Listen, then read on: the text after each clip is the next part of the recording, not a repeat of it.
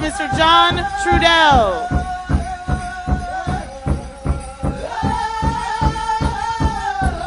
Check. First, I would like to say I'm glad that you're here, and I'm glad that I'm here. And I don't know exactly where I'm going. There's some things on my mind, and I don't know how far we'll get. But I want to say this straight up.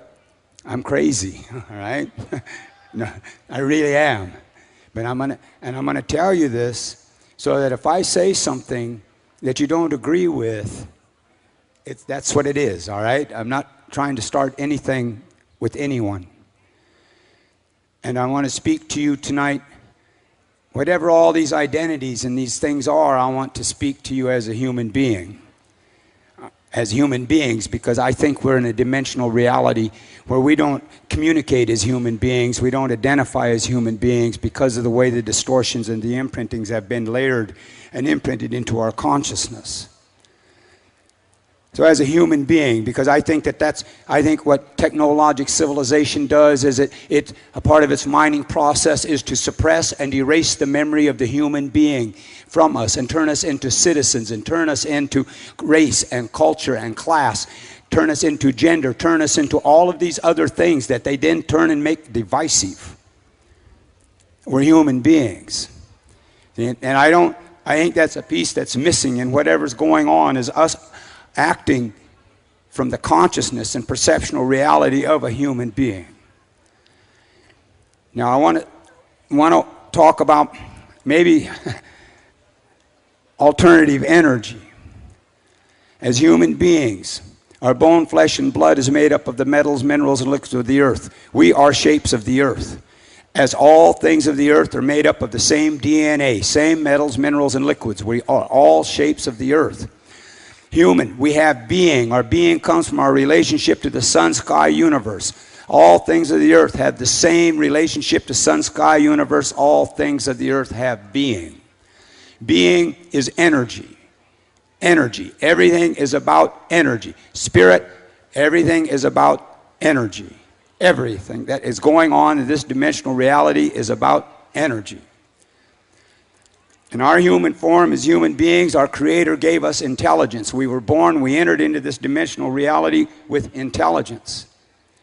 Now intelligence, we feel through the being and we act through the human. And our intelligence, this is the thing that sets it all into motion. Everything that ever happens is by how we perceive reality is based upon our intelligence. Our intelligence. So if we are in this situational reality where we're looking at the predatory class, the industrial ruling class, and we're talking to them about environment and we're talking to them about alternative energy, then we have to understand that as human beings, we are the original alternative energy source. It's our intelligence. It's how we use the energy and the power of our intelligence. Our intelligence. Now, how much power does our intelligence have? Have you ever had the feeling where you felt powerless? And while you're feeling powerless, how bad can you make yourself feel through your fears and your doubts and your insecurities? How bad can you make yourself feel? How does this affect the people that you interact with? That's power. See, so whatever is going on, it's not about an absence of power. We have power. It's just that we've been imprinted in a distorted way to perceive reality. We've been imprinted with trauma to perceive reality through a traumatized mentality. So we use the power of our creative intelligence to feed on ourselves. And that industrial ruling class is like mining for them. They mine the energy of the being through how they imprint the human to perceive reality. They mine the energy of the being through how they imprint the human to perceive reality. Same way they mine the oil, the same way they mine the uranium. They mine the being of all of these things. They mine the being of the human through how they imprint our perceptual reality, how they manipulate our intelligence. Our intelligence is the fuel that runs this so-called system. It's how they have taken it and they are able to use it and convert it into energy in this mining process. We're in a technologic perceptual reality where we know they can take the bone, flesh, and blood that is uranium or oil, put it through this mining process, refinement process, and convert its being into a form of energy to run their systems. And when they do this, it leaves behind poison and toxic to the environment, to the life environment. Well, while they're mining the being part of human through how they imprint the human to perceive reality, it leaves behind poison and toxic. And this poison and toxic are the fears and the doubts and the insecurities that now become a part of our perceptual reality. And once that sets in, we participate in this reality based upon the perception of our inabilities, our fears. Am I being coherent?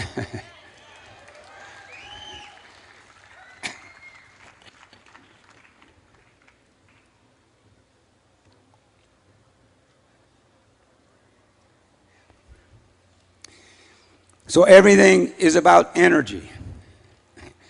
And we have the power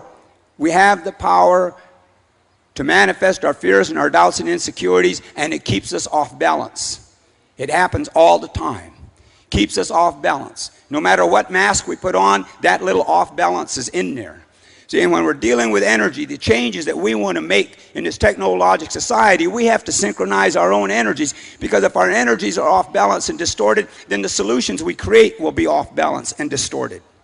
Am I still making sense?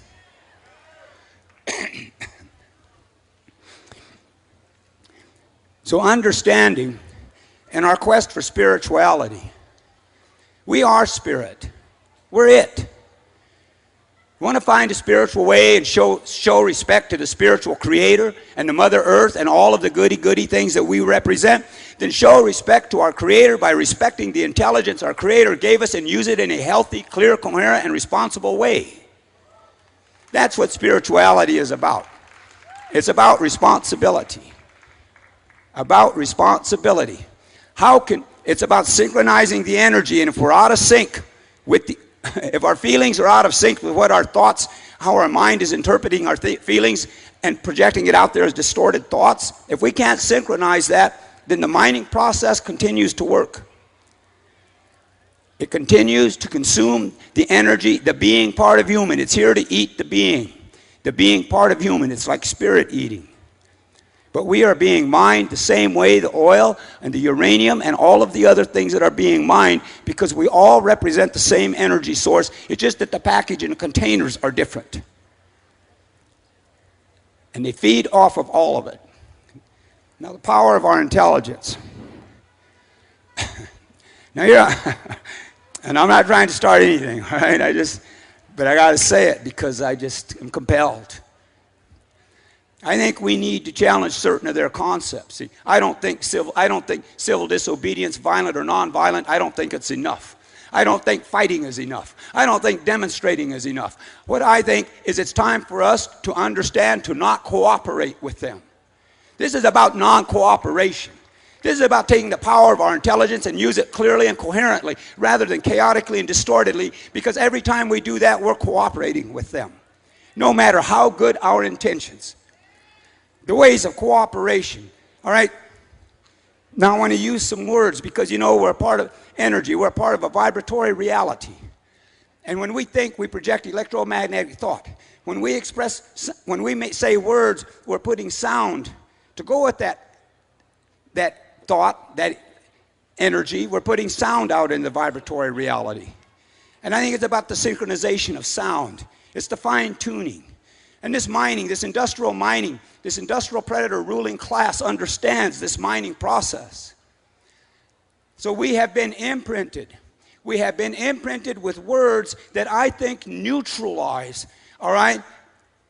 That neutralize the feeling that is being projected by the thought. All right? I want to go into this because this word gets, I want to go into to believe and to think. You can't do both. Either we're going to believe or we're going to think. And the difference is we project electromagnetic thought energy when we think. So when we're thinking, energy is flowing. It's going where it goes. It's flowing. When we believe, we've taken that flowing energy and put it into the box that is limited by the definitions of the belief. So here's energy that should be going and finding its way into the universe so that we can create solutions being put into the box of belief, and in every solution we attempt to come up is limited by the box of belief. And you take this energy and you put it in that box of belief, it reaches its frustration points. It reaches its frustration points, and this manifests internally because we're riddled with fears and doubts and insecurities. So these frustration points, they turn into energy that we use against ourselves. So I think we need to think about believing and thinking. When I say I think, I'm projecting this thought, I'm thinking. When I say I believe, I'm no longer thinking because I believe and I don't need to think. Am I making sense? I'm not asking if you agree, all right? All right? Okay, that's thinking and believing. There's a distinction because every time, so it's almost like, to me, like incantations. And some people ohm, and it's about the vibratory reality. See, so I think we have been on mass manipulation of psychology. We're imprinted with certain words. We say them out of habit. I believe or I think. And I think if we say I think, we're doing something to the energy. We're doing something to not cooperate with them. It's an act of non-cooperation. Everything, and the danger about belief, everything that ever happened as the civilizing process went through its motions. Number one, we are all the descendants of tribes. Every one of us is a descendant of a tribe. We are all children of the earth. At some point in the evolution of our evolution, all right, every one of our ancestors met the machine that exterminated the natives here, that enslaved the blacks. Every one of our ancestors met that machine, met that predator energy. The tribes of Europe met it. Everybody met it as it passed on through doing what it's doing.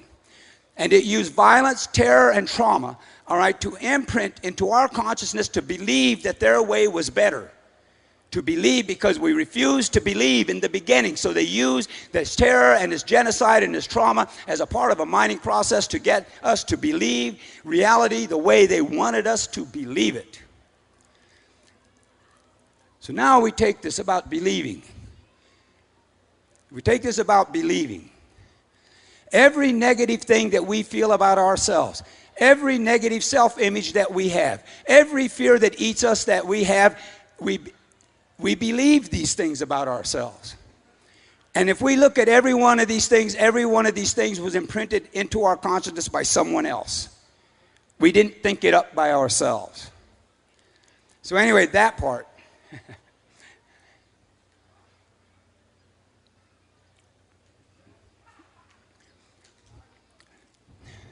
Because I look at everything as energy. And I looked at it because I come out of the 60s. So I'm a child of the 60s. I'm old now. But what I remember from the 60s, what I think is lacking in my generation is I think my generation, we're not telling the generations behind us the mistakes we made. We're not telling the generations behind us, hey, look, it's almost like an apology for not, our intentions were good, our motives were good, and all of that was good, but it's almost like we owe an apology to the generation behind us because the beast is bigger than it was when we started out. So what happened? How did it remain the same? How did it absorb all of our energy? How did it absorb it and grow stronger off of what we were doing? It did it because it absorbed it and swallowed it because basically everything we did was based upon our good intentions, and it was the way that our parents did it or their parents did it, and it was the way that they did it, and we went through the same motions, and we're still going through the same motions, and the beast continues to get bigger. And I find that fundamentally to me, it's like we need to really slow down and think, because in the 60s, we emotionally reacted to what we believed. We believed this was right. We believed that was right. And so they made token concessions, and then they absorbed. Well, we got civil rights, but look at this community. Look at the economic devastation. All right, so we got civil rights and they still turn around and do what they do. Prisons are full of blacks. All right, women are still struggling for theirs. You look at that poverty. So everything that we did, we just held some ground that being lost in your generation, and your generation has having to come up and fight this fight, so to speak. And I think it's because we didn't trust our intelligence enough to think clearly and coherently about what we were doing. I think that whatever's going on, we cooperated with them, even when we rebelled. So I'm looking at this thing about this cooperation. I think maybe, and it's kind of something that it really needs to think about, because every human being has to figure out what is their own idea of not to cooperate. But I'd say the first step to me is about, let's look at ourselves and recognize ourselves. This better environment that we proclaim that we want, this spirituality that we proclaim that we represent. But then let's look at ourselves and recognize ourselves as human beings. Like thinking and believing. As a human being, it's our responsibility to recognize reality. Recognize the reality that we're in. Recognize reality. To recognize means that you look at a thing every way that it can be looked at until you see it and you recognize it. Or we can judge reality. And when we judge reality, once again, our ability to recognize is limited by the prejudices of our judgment. See, they put these concepts into our consciousness and we use them habitually. I believe this. We don't think. We're shutting off the switch. And judge, you can tell the way that the judgment has taken place in this society. And what's unfortunate about it is, see, everyone that judges, we judge ourselves the harshest. Where no one really sees, we judge ourselves the harshest. So I think these are concepts based upon us cooperating with them. And what I'm trying to find a way is, where will we really truly start thinking as about a part of whatever it is we've got to do going into the future. We base it on non-cooperation. We understand, we take the time within our own individual consciousness to understand and look and recognize the ways that we cooperate even in our rebellion. If we beat ourselves up in our head with, I'm not good enough and there's something wrong with us, we're cooperating with them. I'm talking about non-cooperation at that basic part of our own being a human being. And back to see, because we entered into this reality for whatever reason, and we all went through whatever the trauma is that we all went through. And generally as a result of the trauma, depending on how early it happens, but generally as a result of trauma, the traumatized blame themselves that something was wrong with them because it even happened to them. And that's where that kind of judgment, see, that's that judgment. But if we recognize reality, no one ever asked to be traumatized. Ever. No one asked to be traumatized. And if we look within our own lives, right, and understand how the bad things, the negative things, understand how they happened to us and what happened, and recognize that we never lost our goodness, we never lost our innocence. What happened is we were traumatized in such a way that it put us off a balance, off a center, and it distorted how we perceive ourselves and then how we perceived reality. Because I'm telling you,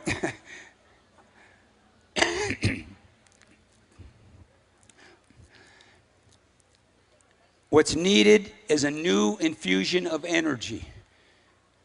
And I think that energy comes from clear, coherent use of our intelligence.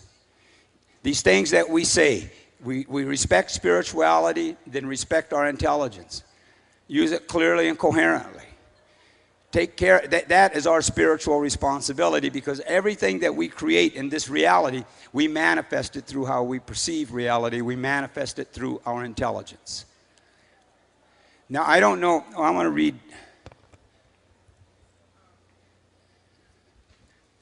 Oh, and the other one I want to put out here, because you see, not trying to start anything.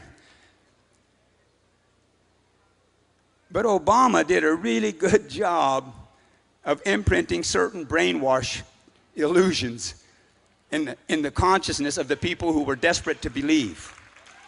All right? Because I noticed what was interesting. The phrase hope or change, hope, and you can believe in. You can believe in it so you don't have to think about it. You can hope for it so you don't have to truly act. All right?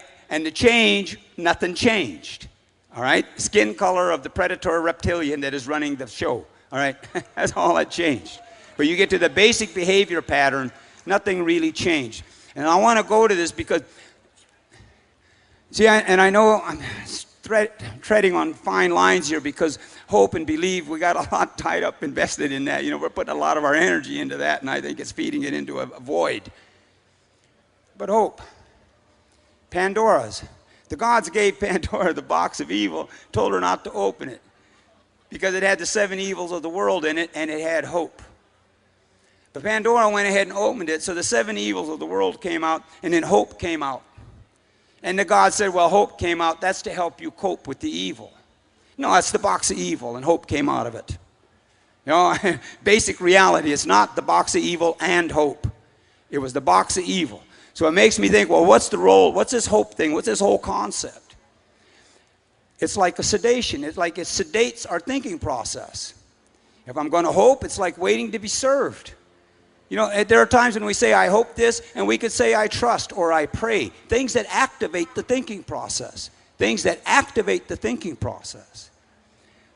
See, and I say this at different times, you know, and I know people just basically blow me off because, you know, it's like we're addicted to the concepts, the words, and it's easier to, you know, feed the habit.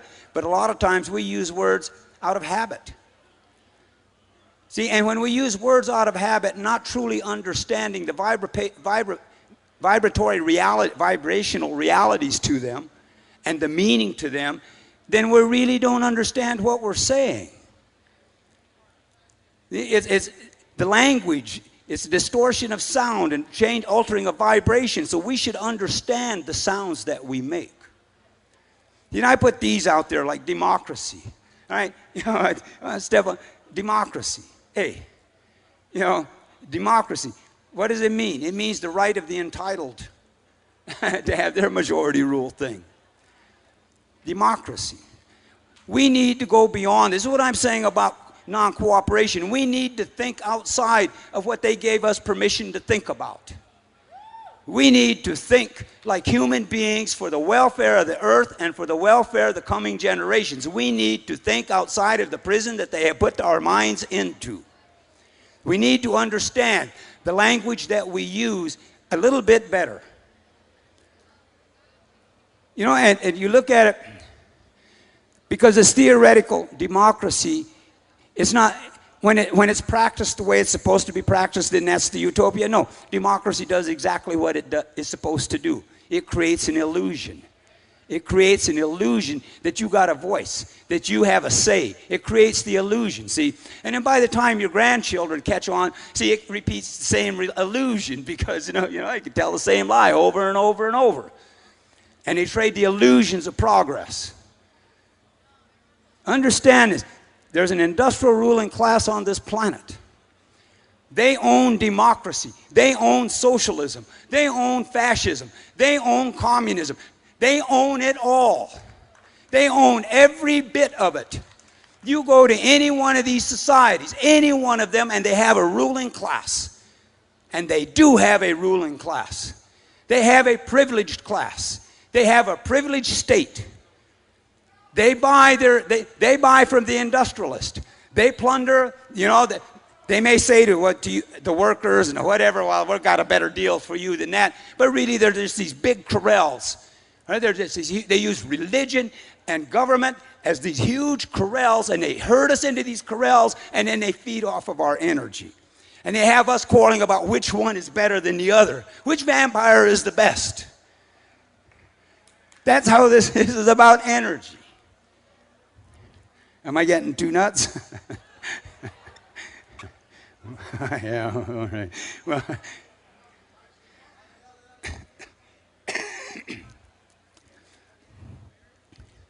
see, and it's So it's time for us to take responsibility for the change it is we say we want to see. Because in some kind of a way, what's going on here, the bad guys aren't going to change, and they don't care how much we condemn them. They don't care what kind of names we call them. They don't care how we protest, demonstrate, any of it. They absorb it all. They sell us the water to drink on our protests. They sell us the magic markers. They sell us the cardboard to write our signs, man. I'm telling you, all right? And if we cooperate, they sell us the permits. If we don't cooperate, then the police get to have war games. They absorb it all because we're falling into a pattern. It's a behavior pattern. And they know how to contain the energy. They know how to contain the energy. The thing that they fear the most. See, the thing that if there's anything that the predator class fears, it's a clear-thinking human being. It's the only thing that they fear. Why do you think they spy on everybody the way that they do? It's because they're afraid somebody might start thinking out there.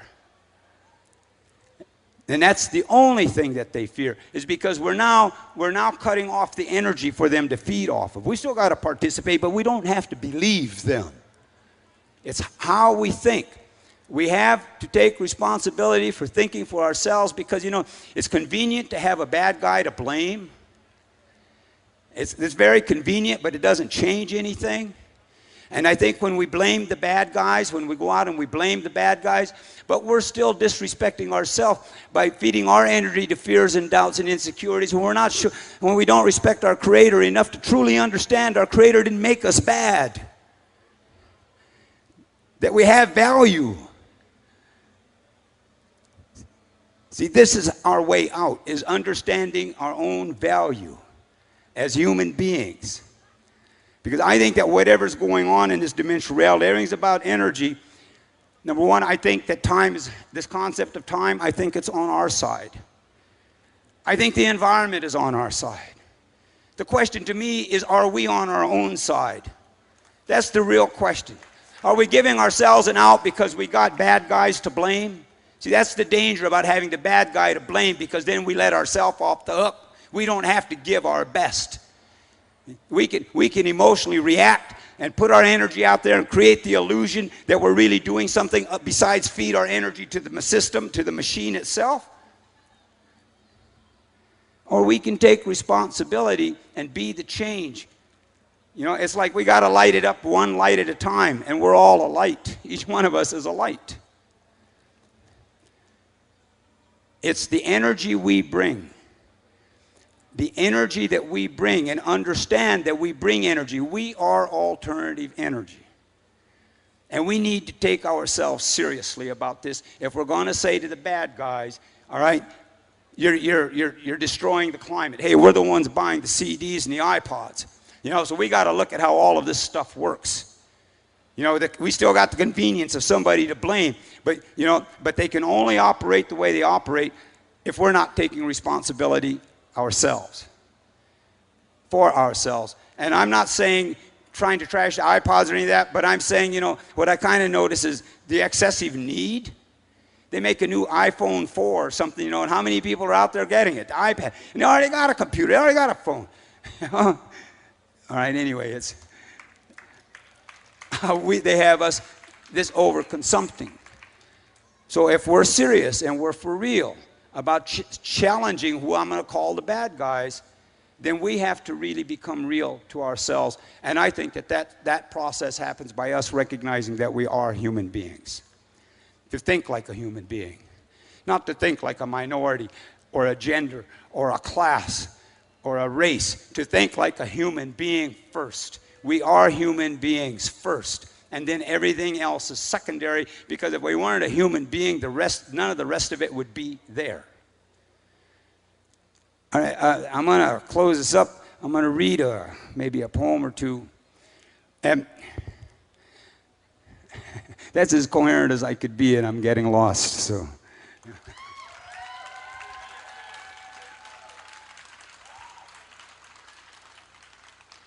but all I ask is that you think about what's being said. Crazy horse, we hear what you say. One earth, one mother. One does not sell the earth. the people walk upon. We are the land. How do we sell our mother? How do we sell the stars? How do we sell the air? Crazy horse, we hear what you say. Too many people standing their ground, standing the wrong ground. Predator's face, he possessed a race. Possession, a war that doesn't end. Children of God feed on children of earth. Days people don't care for people. These days are the hardest. Material fields, material harvest. Decoration on chain that binds. Mirrors gold. The people lose their minds. Today is now and then. Dream smokes touch the clouds. On a day when death didn't die, real world time tricks shadows lie. Red, white, perception, deception. Predator tries civilizing us, but the tribes will not go without return. Genetic light from the other side. A song from the heart, our hearts to give. The wild days, the glory days, live. Crazy horse, we hear what you say. One earth, one mother. One does not sell the earth the people walk upon. We are the land. How do we sell our mother? How do we sell the stars? How do we sell the air?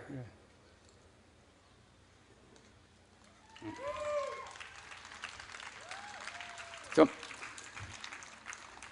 to just think about and consider, there's nothing wrong with us, all right? See, it was religion that came in, and religion's a mining tool. It's religion that convinced us that there was something wrong with us. It's religion that put it into our perceptual reality when we were young and there was no one to protect us. Because the ones that would have protected us and tried to protect us, they were slaughtered 1,500 years ago, 2,000 years ago, they were slaughtered. And they had to learn how to fear. They had to fear and submit to this thing that told us there was something wrong with us. But there is nothing wrong with us. But when we're young, you know, that guilt, sin, and blame stuff. And as soon as that latches into us, as soon as we grab that concept, we never truly recognize ourselves with clarity. And I'm telling you, there is nothing wrong with us. We may have had wrong experiences. We may have even done wrong things. But our essence, the spirit, the being, there is nothing wrong with us. And we need to truly think about that. We need to think about it. Time has ways of running along, but time is only a dimension. Then someone broke the light between what's right and wrong. Don't it make you want to cry? Don't it make you want to scream? We've had all we're ever going to have and lost those dreams we were going to dream. Then someone broke the light, shaking the sky, shaking our soul. Don't it make you want to cry? There was pain bleeding from our eyes, but we do what we have to do. We can't promise we had no idea. What we did led to what we're going through. The passion of want, the passion of need, the passion to love, the passion to hate, the passion of passion, the passion to live, the passion of destiny, the passion of fate. We believe, we love, we believe. Then come those cracks in our world, shaking the sky, shaking our souls, new wounds on scars that are old. If we could take it back, what would we take? And what about that part that says to forgive? When the mirror looks at us, who do we see? And how did we get ourselves into this destiny? All right, so I'm going to close it. But I'm asking you, think about what, just think. We will never outfight them. Get over that. We can outthink them. That's the only way out. And I'm going to say this about the fight thing. All right, and I want to throw this out there as long as it's, you know, it's about evolution, not revolution. It's about evolution. Life is about evolution. We are a part of the reality of life. Life is about evolution. We have had it imprinted into our consciousness to be revolutionary, but I'm telling you, it's about being an evolutionary. An evolutionary understands that it takes some time. An evolutionary knows it's what we truly put into it in the long run over time. The revolutionary has never ever won. The revolutionary has always had to become the state in order to protect their revolution. This is reality. This is reality. Tell me what revolution took place that did not have the human beings at some point in the history of it had to rise up and have another one. Things to really think about. Things to really think about. Evolution. We are a part of an evolutionary reality. Evolution means change and continue on. Revolution means you come back to the starting point. You always come back to the starting point. It's just a matter of how fast or slow you spin. Evolution. No offense. Thank you.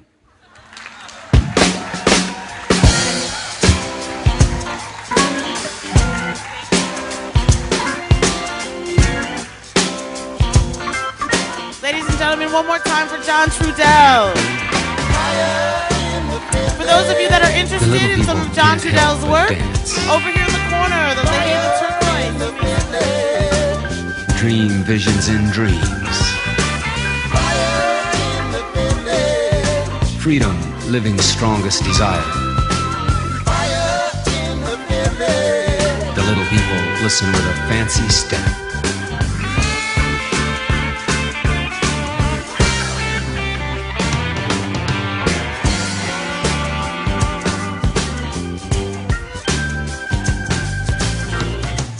Fire in the village, a restless drift, a wind blowing in. Fire in the village, smoke in the eye.